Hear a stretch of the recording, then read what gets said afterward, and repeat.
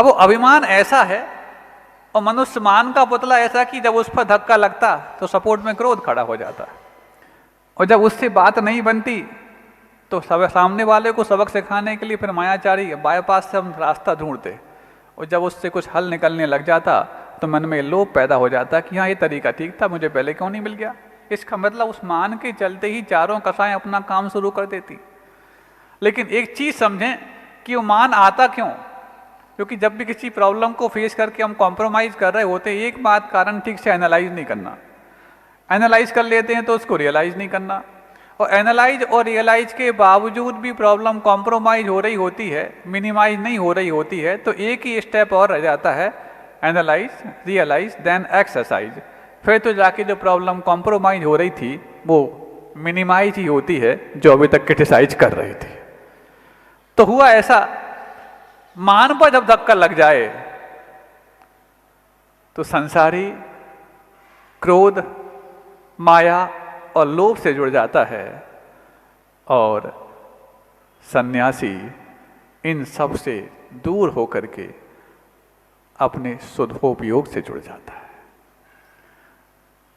संसारी और सन्यासी में मात्र अंतर इतना ही है कि संसारी संसारी से डरता है, संसार से नहीं, और सन्यासी संसार से डरता है, संसारी से नहीं। और इसका अनुपम उदाहरण देखने को मिला जम्बू स्वामी के उस चरित्र में। ठीक है, तुम हमारे साथ चार को जोड़ दोगे ना, मेरे साथ ये चार जुड़ना कोई बड़ी बात नहीं जो तुमने निमित्त के साथ जोड़ दी हैं, बस वो चार जो हैं कषायों के रूप में वो मुझसे ना जुड़ पाएं तो इन चार को भी मैं अपने साथ वैरागी बना दूंगा। ऐसा आत्मविश्वास था जो उनके साथ विवाह करने के बावजूद भी वो राग में नहीं बांध पाया। और जो मन का चोर, ये तो काला चोर है, हाँ, ये मन जो काले चोर के रूप में आज तक अपनी चोरी करता रहा, थोड़ा सा इस पर नियंत्रण ऐसी हासिल करने की कोशिश की जाती, वो कहता सुनो तो क्या अब आप निकल जाएंगे तो हमारा क्या होगा? अरे पूरे अनंत काल से तूने मेरे लिए दिवालिया बना दिया, अब भी कहता है कि तेरा क्या होगा? हाँ सोचो तो सही, आपके साथ लगे रहे। ये हमेशा जब भी कोई हमें रोकने का प्रयास करता, परिवार वाले रोकने का प्रयास करें, कुटुंब कबीले वाले रोकने का प्रयास करें, हमें लगता है कि रोक रहे हैं, वो रुकावट नहीं, वो परीक्षक हैं। कहीं तुम्हारे मन में कुछ भावावेश तो नहीं, इस कारण से तुम भाग करके जा रहे हो, क्योंकि वैराग भाग करके प्राप्त नहीं किया जाता, बल्कि जिसने अच्छे से भाग लिया है, उन भाग लेने के बावजूद भी कुछ तृप्त नहीं कर पाया, तब जाकर के वहाँ से निकलने का नाम निष्क्रमण काल, या जिसको तप कल्याणक काल के रूप में जाना जाता है। निष्क्रमण समझते हो? परिनिष्क्रमण काल, दीक्षा कल्याणक, तप कल्याणक, ये एक पर्यायवाची शब्द हैं। अब परिनिष्क्रमण का मतलब क्या है? परि आसमंतात निष्क्रमणाति इति परिनिष्क्रमण नहीं। चारों तरफ से तुम निकलना चाहते हो, उसका नाम परिनिष्क्रमण है क्या? निकलना चारों तरफ से हो या ना हो, लेकिन घिरना तो चारों तरफ से हुआ था, अब हम घिरेंगे नहीं, इसी का नाम परिनिष्क्रमण है। और हुआ वो प्रसंग इतना आनंदित करने वाला है कि लोग पहले प्रश्न ये करते कि ये जब पक्का था कि एक दिन में ही इनको समझा बुझा के निकल जाएंगे, तो इनको बांधा ही क्यों? ये बार बार प्रश्न उठता है। और इतने ही जब तुम मजबूत थे कि तुम चार को भी समझा सकते हो, तो सीधी माँ को समझा देते जो तुम्हें रोकने का प्रयास कर रहे, पिता को समझा देते जो रोकने का प्रयास कर रहे। तुमने उनको तो समझा नहीं पाए और चार को और अपने साथ जोड़ लिया। ये जोड़ना और ये तोड़ना, ये सारे सारे संसार में लगे रहते हैं, लेकिन जिसने अपने जीवन में एक ही मात्र वेश को ओढ़ना स्वीकार कर लिया है, वो जुड़े या ना जुड़े, बल्कि अपने जीवन में वो चीज स्वीकार करने का वो एक पंक्ति के रूप में चरितार्थ करना प्रारंभ कर देते हैं जो पूज्य गुरुदेव ने अपने हाइको में लिखी। कौन सी? जोड़ो ना जोड़ो, जोड़ो ना जोड़ो, जोड़ा छोड़ो। क्या? किसी से जुड़ना भी नहीं और किसी को जोड़ना भी नहीं, लेकिन जो जोड़ चुके हो उसको छोड़ो। जुड़ो ना जोड़ो, जोड़ा छोड़ो, जोड़ो तो बेजोड़ जोड़ो। आज तक वो ही जोड़ते रहे जिसको जोड़ने के बाद कहीं छूट ना जाए ये चिंता लग जाए। वो ही जोड़ते रहे जिसकी सीसीटीवी कैमरे खराब हो जाएं तो फिर अंदर से बेचैन और बेहाल हो जाए। लेकिन वो जोड़ना आज तक प्रारंभ नहीं किया जिसकी ना कोई डकैत डाल सकता डाका के रूप में, ना चोर डाल सकता चोरी के रूप में, ना लुटेरा डाल सकता लूट के रूप में। सिर्फ मात्र अपने भीतर की वो हुक जब तक पैदा नहीं होगी तब तक इससे जुड़ना भी संभव नहीं। चोर सोचता ये समझा तो रही हैं, लेकिन इनकी समझ में आ जाए तो ठीक है, नहीं है तो फिर मैं समझाने का प्रयास करूंगा। हो कुछ कामचोर भी होते हैं, देखे तुमने कामचोर? हालांकि वो कामदेव के यहाँ चोर आया था, वो कामचोर तो नहीं था, लेकिन अपने जीवन में भी बहुत सारे कामचोर हैं।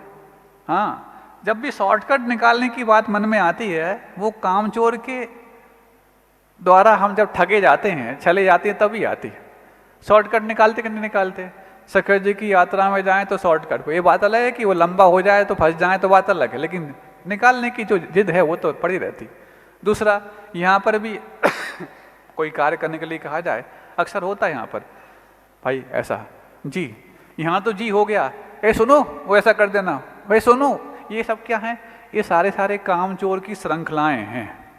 हाँ, मतलब एक आध नहीं होता, मतलब जिसको कहा गया यदि वो करे तब तो समझ में आता है कि ये दरोगा या हवलदार है, लेकिन जो कहे हाँ सुनो, यहाँ तो बिल्कुल हाँ करेगा, वहां जाकर के एक के ऊपर एक के ऊपर कितनी लंबी चेन बन जाती। इसीलिए गुरु जी कहते कभी किसी से कुछ काम करने की कहना ही नहीं। वो तुमसे कुछ कहे वो तुम कुछ कर सको तब तो हाँ भरना, नहीं तो उसमें भी बोल देना। देखो अभी निवेदन कर रहे थे महाराज, कल से सिद्ध चक्र विधान है हम लोग की अष्टानिका, तो अष्ट प्रवचन माताओं के रूप में चलती रहती, 5 समिति और 3 गुप्ती के रूप में, और सिद्ध चक्र विधान। अरे सिद्ध चक्र का मतलब ही है मोक्ष चक्र, सिद्ध मतलब मोक्ष, और मोक्ष चक्र तो वही है जिसको चलने के लिए और जिसको प्राप्त करने के लिए ही मोक्ष मार्ग स्वीकार किया है। अब बताओ, हमारी ना अष्टानिका साल में 3 बार आती, ना हमारे 8 दिन की अठाइयाँ होती, हम लोग के तो 24 घंटे और 365 दिन सिद्ध चक्र विधान। इस संविधान में ही पहले से लिखा गया है महाराज। फिर वो कामचोर, हाँ ये कामचोरों की बात है कि साल में 3 बार ही अठाइयाँ मना पाते। पर्युषण पर्व भी साल में 3 बार आते, लेकिन मात्र बरसात की बना पाते। महाराज उस समय एक आसन करना, उपवास करना आसान होता, ऊपर से पानी खूब गिरता तो भीतर के पानी की आवश्यकता नहीं पड़ती। ये सब कामचोरों के पर्व हैं, आप लोग की बात नहीं, हम कहीं और की बात करना चाह रहे हैं। ए पीछे चर्चा नहीं करो, ए शांत रहो पीछे। इसीलिए तो हम कहते हैं हमारे पीछे ये खाली स्थान हमेशा खतरनाक होता है, क्योंकि वहां पर कोई ना कोई आके आ धमकता है।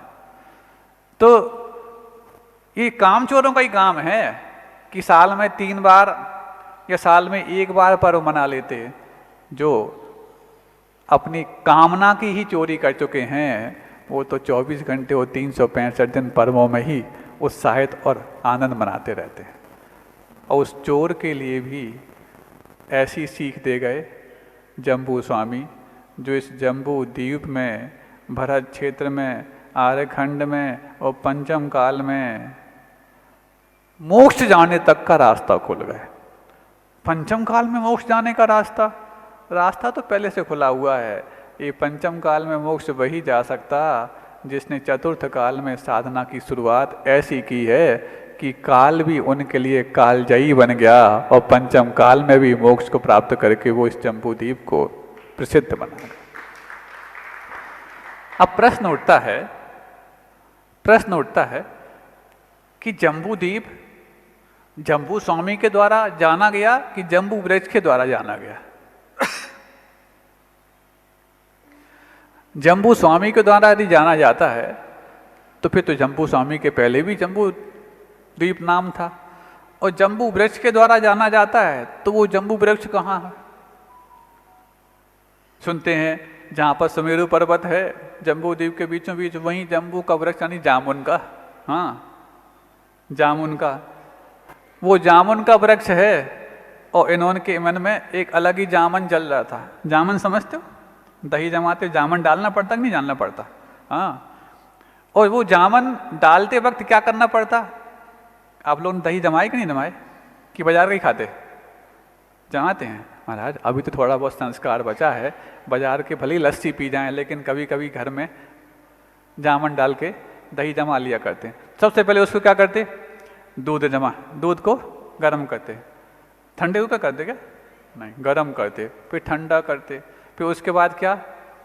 जामन के रूप में। हाँ, जामन का मतलब वो जामन नहीं जो दही में डाला जाता है। जामन कई प्रकार के होते हैं, कभी चांदी के सिक्के के रूप में हो, चाहे वो लकड़ी की जो है नारियल की क्या होती है खोपड़ी, नरेटी क्या बोलते हैं, हाँ बुंदेलखंडी लोग नरेटी बोलते हैं उसको, नरेटी के रूप में हो, या फिर संगमरमर हो, बाराम हो, कोई भी, मतलब किसको मिला करके उसको अपने असली स्वरूप की यात्रा कराने के लिए जो प्रेरित कर दे, उस उत्प्रेरक का नाम ही जामन है, जिसको कैटलिस्ट बोला जाता। अब वो फर्मेंटेशन जो होता है, वो फर्मेंटेशन कहने में तो ये आता कि बैक्टीरिया, ये विज्ञान का बैक्टीरिया है, कभी इसको उत्तर हम बाद में देंगे। अब वो फर्मेंटेशन जो हुआ, वो फर्मेंट का मतलब क्या है? जो अभी तक तुम परमानेंट मान के रखे थे ना खुद को, तो वो फर्मेंट करा करके ही तुम्हें अपने असली स्वरूप को प्राप्त कर सकते। कौन सा असली स्वरूप? दूध जो है वो तो गोरस है, लेकिन गोरस सार क्या होता है? गोरस सार घी को कहा जाता है। गोरस में कई सारी चीज आती, दूध भी आता, दही भी आता, छाछ भी आता, मक्खन भी आता, और फिर अंत में जाकर के घी आता। लेकिन गोरस को गोरस सार तक पहुंचाने के लिए जामन की आवश्यकता होती है। तो ठीक ऐसे ही इस संसार के पार लगाने के लिए भी जम्बू जैसे जामन की आवश्यकता होती है, जो उन्होंने चोर तो चोर उन चारों के लिए भी ऐसा जमाया कि दही बनने के बाद जब नवनीत निकला तो घी बन करके ही गोरस सार के रूप में खुद को प्राप्त किया। हम तो ये समझे जम्बू का मतलब जामुन वो तो कभी कभार आते अलग बात है, लेकिन ये जामुन ऐसा था कि वो चार इनको जमाने के लिए आई थी। हाँ, माता पिता ने सोचा कि इनके साथ चार को जोड़ दो, इसको बाद जमा देंगे। क्यों? ब्रह्मास्त्र होता है, ब्रह्मास्त्र फेंको तो व्यक्ति अंत में जाकर के धराशायी हो जाता है। लेकिन चारों ब्रह्मास्त्र फेंकने के बावजूद भी ऐसे कामदेव थे जम्बू स्वामी कि ब्रह्मास्त्र को ही बता दिए ब्रह्म ज्ञान कि तुम कहाँ लगी हो। तुम्हें यदि वाकई में कामदेव चाहिए है तो सही कामदेव तो वो है जब खुद को जिनदेव बनाने की यात्रा पर तुम चल पड़ो। चोर भी ठगा सा रह गया और वो चार भी अपने आप में वैराग्य बन गई। ऐसे उन जम्बू स्वामी को भले ही अल्प वय में बहुत कम उम्र में दीक्षा ले ली थी उन्होंने, इसमें आया तो है वर्णन कि बहुत कम उम्र में दीक्षा ले ली, 24 वर्ष की उम्र में ले ली और 11 वर्ष तक तपस्या की, 35 वर्ष, फिर उसके पश्चात केवल ज्ञान जैसे ही हो गया, 35 वर्ष की उम्र में केवल ज्ञान, और 40 वर्षों तक लगभग उनके केवल ज्ञान का काल रहा। लेकिन सुनते हैं 84 वर्ष उनकी उम्र थी, तो फिर ये 40 वर्ष 35 के बाद तो 75 वर्ष ही हुए, बाकी 9 वर्ष कहाँ रहे? या तो यहाँ पर जो लिखा है उसमें कुछ न कुछ आंकड़ों में गलती है, या फिर 84 वर्ष ये जो संख्या है इसमें कुछ गलती है, कुछ न कुछ तो कमी है। जो कि मथुरा 84 जो नाम है वो 3-4 84 के अंग को इंगित करता है। सुनते हैं यहाँ पर 84 कुंड हैं पूरे मथुरा में, है ना, 84 कुंड हैं, दूसरा कुछ नहीं बताया कि 84 टीले थे, एक कंकाली टीला था, अब तो टीला कहाँ बचा, कुंड जैसा ही हो गया। कुछ कहते हैं कि हाँ जम्बू स्वामी की उम्र 84 वर्ष की थी। ये सारे इतिहास के विषय हैं, लेकिन चाहे जम्बू स्वामी की उम्र 84 वर्ष की हो, चाहे 84 टीले हों, चाहे वो 84 कुंड हों, 84 के चक्कर से निकलने के लिए जो कारण बन जाए वो तो मथुरा 84 ही मात्र कारण बन सकता है। और जिसने 84 से चक्कर के निकलने के लिए पुरुषार्थ किया, उन्हीं की सिद्ध क्षेत्र की भूमि।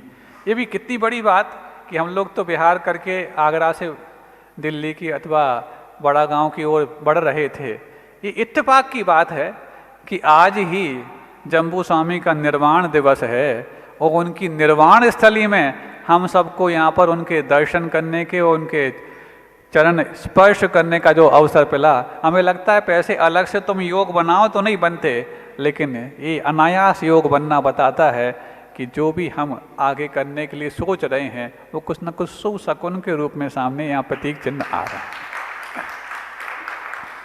आप लोग के लिए भी सदिच्छेकर प्रधान, अब हालांकि हर बार आपका सप्तमी को यहाँ पर निर्माण कल्याणक बनाते होंगे और अष्टमी से विधान चालू करते होंगे, तो आपके दिन तो 9 दिन के बन ही जाते हैं, लेकिन ऐसे में 9 कोटि से शुद्ध अपने आप को बनाने में जो लगे हैं वो यदि आपके यहाँ मिल जाएं, वो भी फ्री में मिल जाएं। हाँ, फ्री में ही मिले हैं, हाँ, इतनी आसानी से। क्योंकि अभी जब 2 दिन की वर्कशॉप लगी थी आगरा में, तो उस समय यहाँ के बच्चे वहाँ पर आए थे, उन लोग का वो विशेष आग्रह था। तो आगरा में जाके आग्रह, ये तो स्वाभाविक सी बात है, आगरा वाले भी खूब आग्रह किए और यहाँ वाले भी, हालांकि अभी शायद दीपावली की छुट्टी में गए थे, लौट नहीं पाए हैं, कि लौट गए, आ गए सभी, अभी यहाँ उपस्थित नहीं हुए हैं, या तो विश्राम कर रहे होंगे, कुछ भी कर रहे होंगे, स्कूल गए हैं। ठीक है, कोई बात नहीं। तो उनका विशेष आग्रह था, महाराज यहाँ भी मिल जाए, यहाँ भी मिल जाए। कल ही हमने एक बहुत अच्छी परिभाषा दी, धर्म के प्रति आसक्ति और धर्म के प्रति भक्ति की। अंतिम बात करके हम पूरा कर रहे हैं कि धर्म के प्रति आसक्ति क्या है। हम जहाँ पर हैं वहाँ पर हमें धर्म ध्यान कराने वाले निमित्त खूब मिल जाएं, ये तो धर्म के प्रति आसक्ति है। और जहाँ पर धर्म ध्यान कराने वाले निमित्त रहते हैं वहाँ पर जाके हम समय बिता करके आएँ, ये धर्म के प्रति भक्ति है। गुरु हमारे यहाँ बहुत रुक जाएं, आने के बाद तो हर व्यक्ति रुकना चाहता, लेकिन जब वो चले जाते हैं वहाँ पर जाकर के धर्म ध्यान करने का जो समय निकाल पाता है, वास्तविक भक्ति तो वही मानी जाती है। बाकी सब तो आसक्ति है। धर्म के प्रति आसक्ति, हाँ, धर्म के प्रति भी आसक्ति। और आसक्ति का अर्थ ही है जो आसानी से आ तो सकती है, जा नहीं सकती, उसी का नाम आसक्ति। तो धर्म के प्रति आसक्ति होना अलग बात है, लेकिन धर्म के प्रति भक्ति होना अलग बात है। आसक्ति से कल्याण हो जरूरी नहीं, लेकिन भक्ति से तो कल्याण अवश्य होता है। अहिंसा परमो धर्म की, बोधि समाधि परिणाम शुद्धि, स्वात्मोपलब्धि शिव शौक सिद्धि, चिंतामणिं चिंतित वस्तु दाने त्वां वन्दे मानस्य मम।